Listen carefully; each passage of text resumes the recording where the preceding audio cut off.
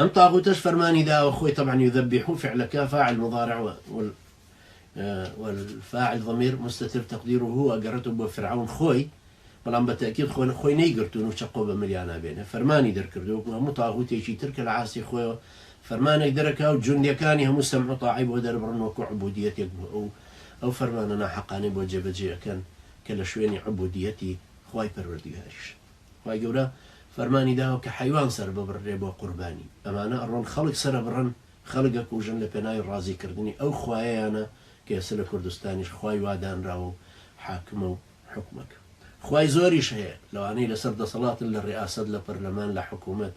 لمخابرات لدجتيرور لأمن لأسايش لشوێنە کانی تریان جیازی پاراستن دەستگای زانیاری هەموو تاغوتەکانی تر لەوێ هەمویان سەیری ئەو خەڵکانی تر وەکو تولەوتانجی چۆن کەوتونەتە بەردەستیان و کەرتەنانێکیان بۆ فرێدەن لە پارەی ئەو هەموو نەوتە بۆی ڕازیان کرد بۆی بیان کەن بە جەلاد و بڕۆ خەڵک بکوژن ئەم جەلادانەش ئاوا بوون لە دەوروبەری فیرعون